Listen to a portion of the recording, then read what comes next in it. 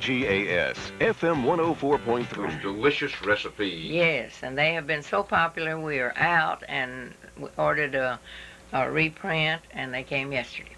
And you could pick up a copy at the museum? At the jail library museum, right. $10 a $10, copy. the so same they've been all the time. One should come by and buy at least 5 or 10 copies and distribute them to all their friends. Right, and we have sold a tremendous number, but they are such popular gifts. So we have them now for anybody that's interested. I would recommend really that you get several books and kind of keep them handy, because there's always a birthday or anniversary that comes up. Right. And that's easy to reach over in that special drawer and pull it out. And there's a little history sprinkled all through it. I couldn't believe that. Well, we have a very good program today, and the title of the program is The Moon Follows Me. Yes.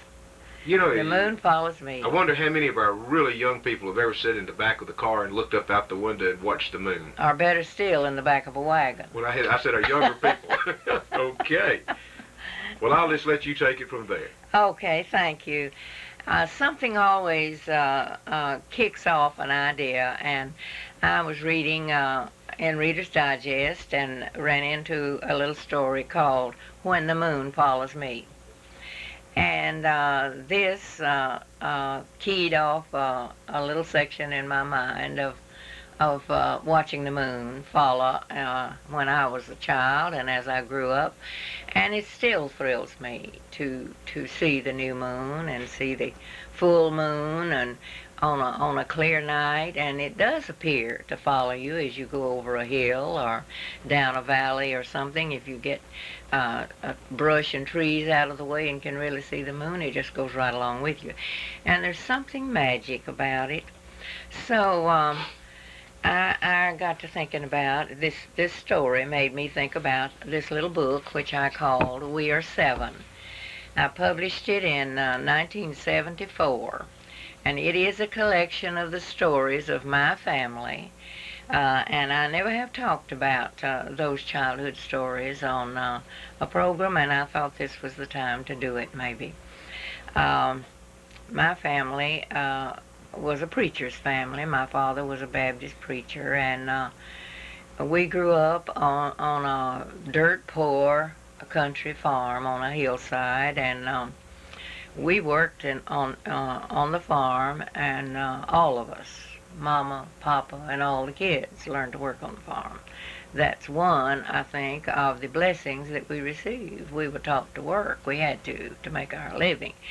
Our daddy went on weekends to preach at various places in this county and Rusk County and Shelby and Harrison, the counties around, and he always had to go horseback. We had no cars then, horseback or in a buggy. And he went on the weekend. He was always away on weekends, and he would leave instructions for things that needed to be done, but usually the weekends were left for us to go to church also. Anyway, this little book came about as a result of some experiences I had in 1974, and I published the little book for my family and sent it to them at the Christmas season that year. And something has just happened a month ago that brought the book back. I lost my last brother this last January, and his son was one of the co-hosts of my family's reunion, and I was the last of I am the last of my father's children, and as a surprise at that reunion, my nephew, my brother's son, had reprinted this little book and had a copy in hardback for everybody there. And it was the stories of our childhood as they had been told. And some of them had to do with traveling with the moon in my mind. And so I thought maybe to tell about that little book would encourage some others. We talked about a couple of weeks ago, Dr. Holland wrote some remembrances, and we're so proud to have those. And this little book is remembrances of my childhood, and it was done for my family. And other families ought to do this for their children, and I hope they will, because this is the only way that the grandchildren will know what life was like when Grandma's day. If Grandma doesn't tell it, then it won't be told. So we as parents maybe do not give our children enough of our story to inspire them to know that what they have is part of us too, and that our children can profit by knowing something about what it was like when we grew up. When I read this little story, When the Moon Follows Me, I was reminded of my childhood, of course. And we are collecting some books that have been written by different people about remembrances, but not too many of them are by our own people here. And so I want to encourage more of us to do this. 1974 was such a year for me that I lost complete control of my life. First, a lifetime teaching career ended in the spring of 1974. But before that term had ended, my husband, Grady, had died suddenly with heart arrest. And the third thing that happened to me that was a jolt, after school was out and I had retired and my husband was gone and my children were in Houston area, I received a call inviting me to join the staff of Panola College. And I put them off a while trying to decide what to do, but finally made the decision to go. That was a new experience for me. I needed my feet on the ground somewhere. Then another thing, there was an unexplained pressure on me to write the stories that I had been taping already from my brothers and sisters. Funny stories that happened as we grew up on a country farm. And something pushed me while I was in the gloom otherwise to put those stories down, type them up.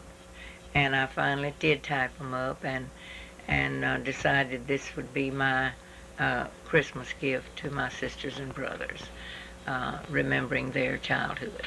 Well, one of my brothers was fuller of mischief than anybody else, and he was a great teller of the stories, and so a number of the stories were from him because he'd been sick and lived in West Texas, and I had gone to see him and carried my tape recorder as usual. And he told stories. He was sentimental and told stories of things that happened that I didn't even remember because I was the mousy one that listened instead of talking in my youth. I learned later when I got into the grown family that you talked or you got stepped on, so I started talking back. But in my childhood, I was not much of a talker. At any rate, I listened and I collected the things that the others were saying.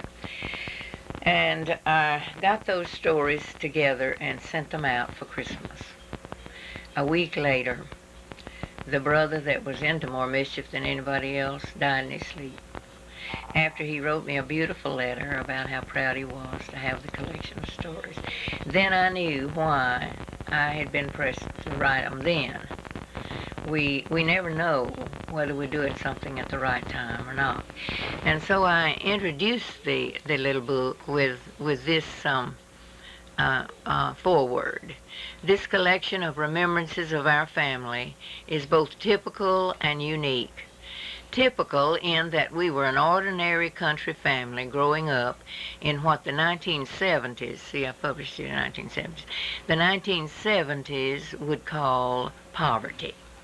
But we never knew we were that poor. And it was unique in that our family from that family came 7 citizens who took responsible places in their communities. All 7 children turned out well, thank the Lord.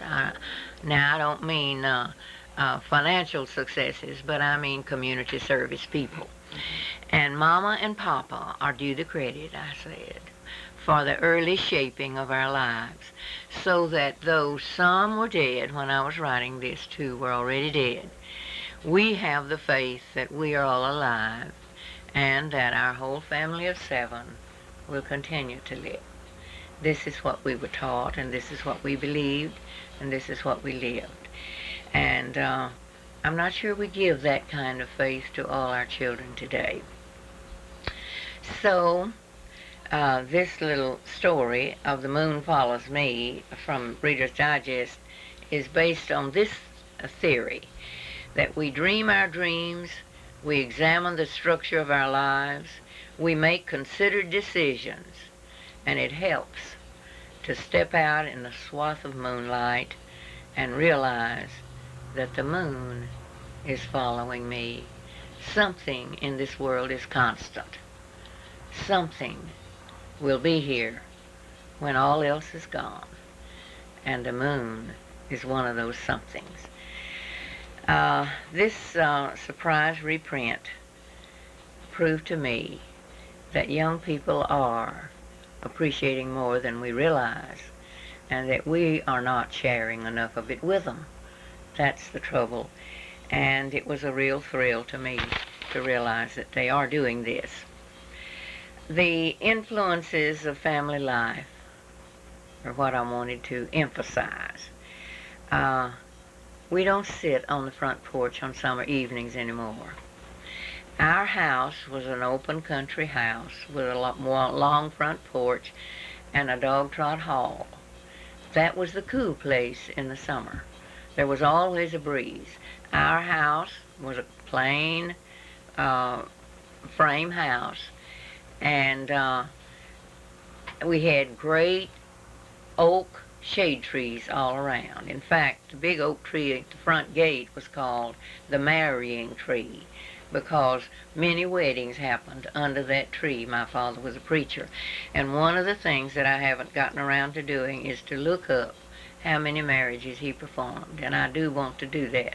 They're in the records here, and we could do the ceremony. Every one of us could do the ceremony because we'd heard it so many times. So we sat on the front porch and talked, and there were many things to talk about. But one of the main things that lingered in my memory was talking about the night sounds, the preachers that sang in the night.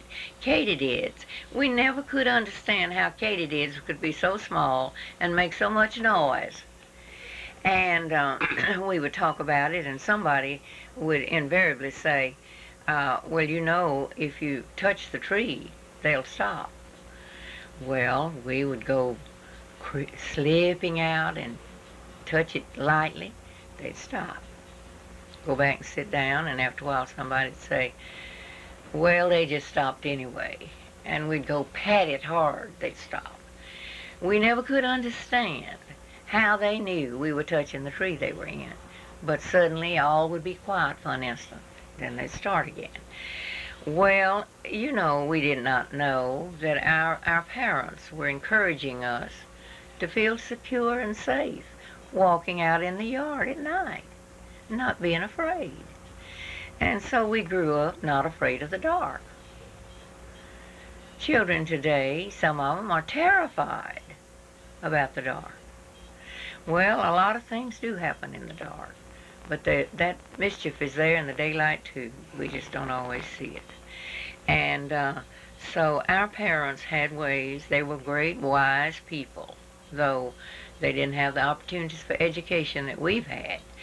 They were very wise in dealing with the family, and they had us to where we'd go all over the place without a bit of fear, especially if the moon was loud.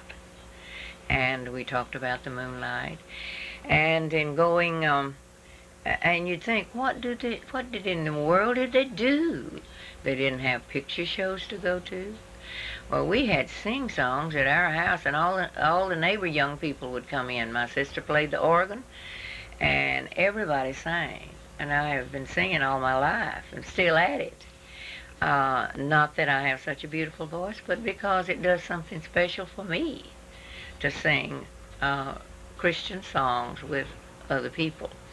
Well, this is a way of growing up that we may have lost. And I'm on a stump saying it has some good points. And We had revivals in the summers, and we went. And we gather up all the neighbor young people to sit on the floor of the wagon, hang their feet out. It was great when you grew up enough to hang your feet out at the back of the wagon. And the moon would follow us. And we'd talk about, well, that moon is right where it was when we started. We haven't left it behind. It's going with us to church, you know. And all of this gave us light and confidence at night.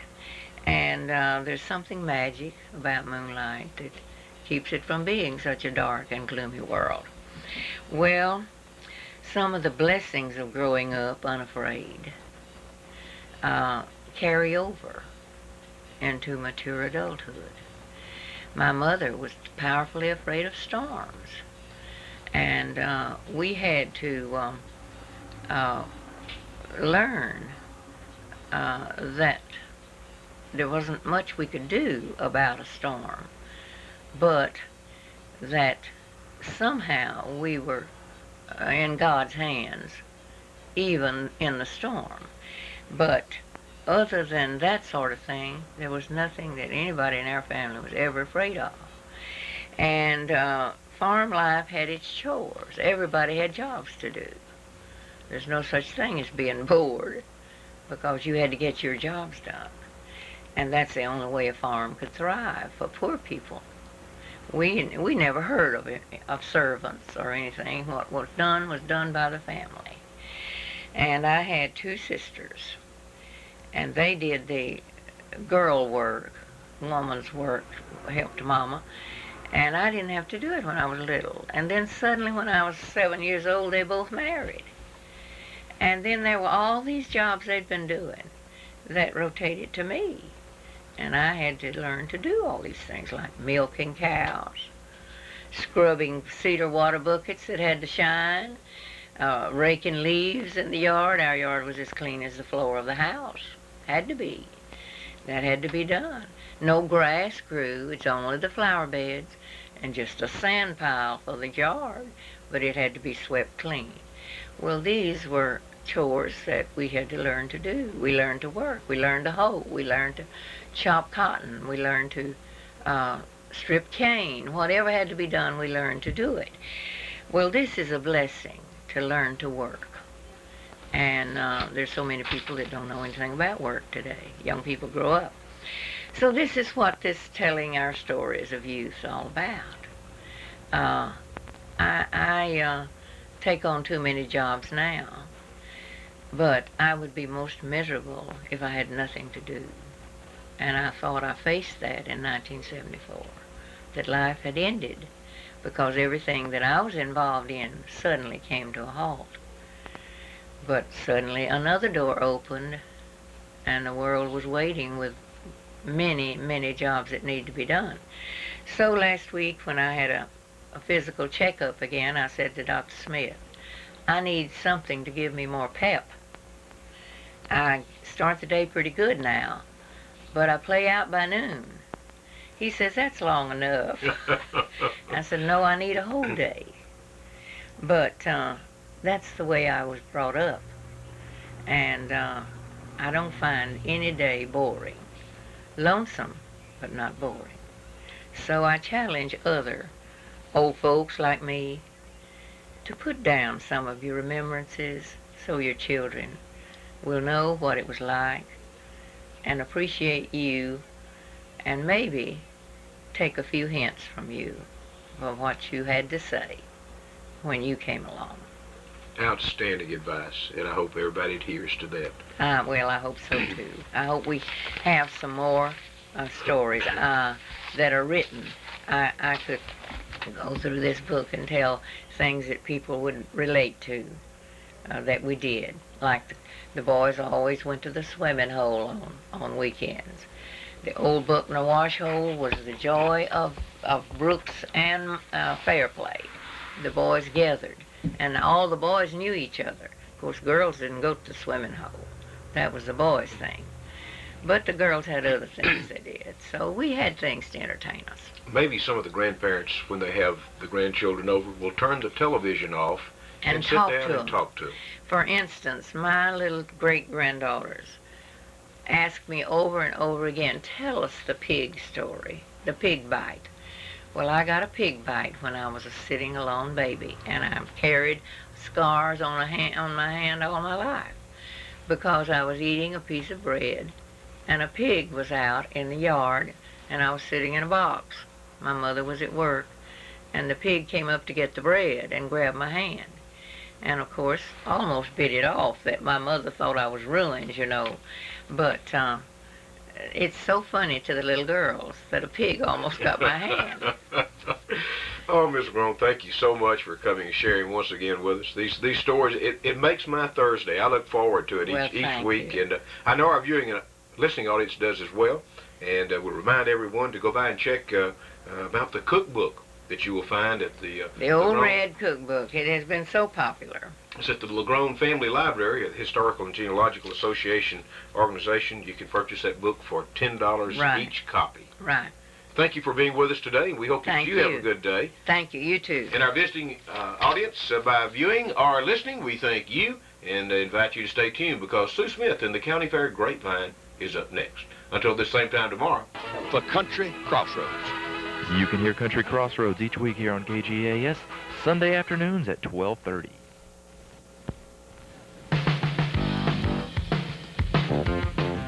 The Texas Rangers are on the air. KGAS, your sports beat station, invites you to follow the Rangers this season on 104.3 FM and 1590 AM. Texas Ranger Baseball is made possible in part by these fine sponsors. Pippin Motor Company, the City of Carthage, Bates, Gosnell, and Schieffer, Jeff LaGrone Air Conditioning, Parker Brothers Motor Company, Ken Turner Pharmacy, and Bill's Superette. The Texas Rangers are on the air. Tune in to all the action on your sports